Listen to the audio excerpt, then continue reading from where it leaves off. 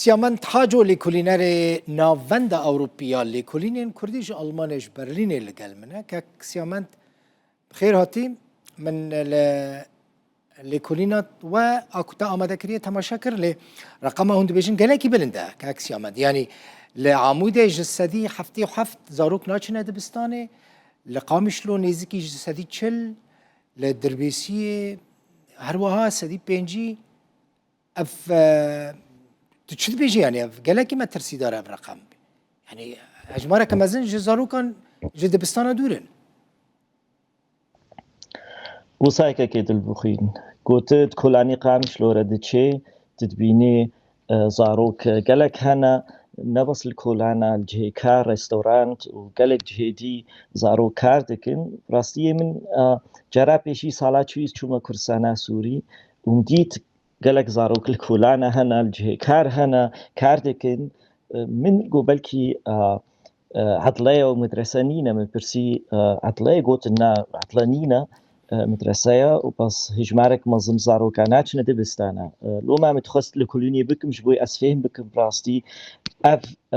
جيدرا زارو كايناتشنا دبستانا تشخاصة وقتا قوت مطر السيارة براستي يعني صدي شيست فيلي كلنا مكريا زاروك ناتشنا دبستانا دفي ام بفكرن تشاوا ام كارن فينيس بيبتو جيم بكن وسبب چنا مش ديو باوا برسي سبب چي كون زاروي خو ناشينا دبستانا وكوا قوت هجماركش مظن جديو باوي زارو كامل برسي زاروي ودي چنا دبستاني هكا ناچن سبب چيه هجمارك مظن قوت جبر روشامي اقتصادي خرابة ام زاروي خو ناشينا دبستانا يعني كي معي صدي دور شيستو حفت هجمارة هري مظن بو قوش بوي مثلا اقتصادي ام ناشينن هجماراتي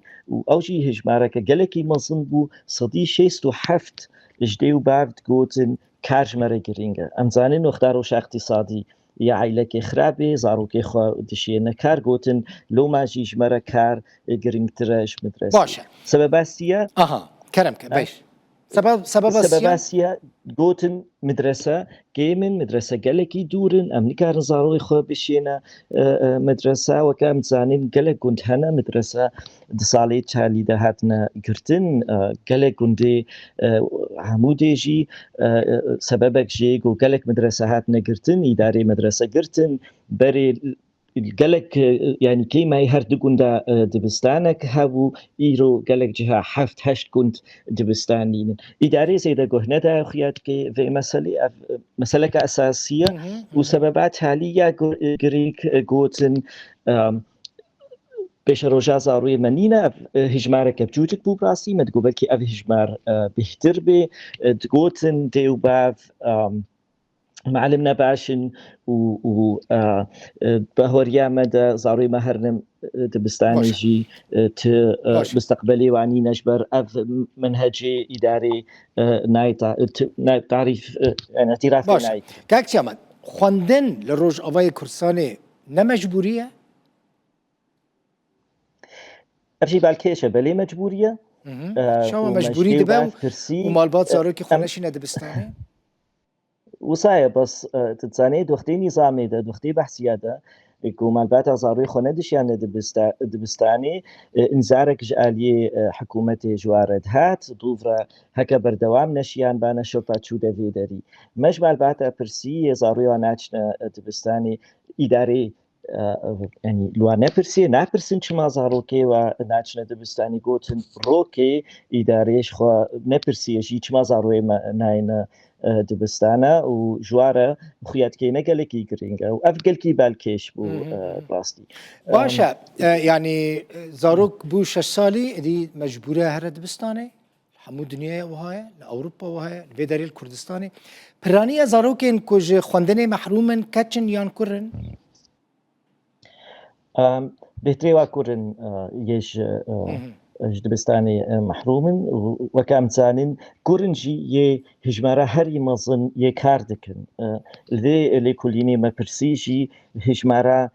زاروي وا يه كاركن جبرقوتن مثلا اقتصادية وجبرولوجي أم زاروي خناشي ندبستانا جعلي ديفت في أفزارو كاركن وسايجي صدي تشلو بينج جديو باف قوتن زاروي مكاركن جوا صدي شيستو چار كربون وصدي تشل كچبون يكاردكر باشا دريان وقت بيشن تشتكي تشتكي بالكيش هي أم مقارنة بكن ككيد البخيم رجع زاروي مايل الهرمامة يعني أو كوندو باجاري لبرسين ليبوا كوباني دربيسي عمودي قامشلو ديريك حسيتها و عائلة كردينا لبرسين بوا ما جعلي كيفا أونلاين كر أف لبرسين جعلي ديفا مال سردان هاتيه كرن يونسكو سال 2025 بوي وڵاتی هەری زێدە ڕێژاوە بلندەیە زارۆک ناچنە دەبستانی ستاتستیک دەرخستیە و وەکەمە گوت جەمە سەدی شێستە وڵاتی هەری زێدە زومالیا سەدی هەفت یسسیە باشووری سوودانە سەدی شێست و هەفت نیجەر سەدی شێست ئەم زێدەترن ژنیجەر ڕێژا زاروێمە ناچنە دەبستانی و ژعالی کارڤێژی وسالڤێدێژی یونسکۆ ستاتستیک دەرخستیە جمع صدي چلو پنج نقطة حفت يك سيراليوني صدي چلو حفت اف مستوى هرمامه قالك سباس سيامن تحاجو لكوليناري نافند أوروبيا لكولينين كرديج باجار برلين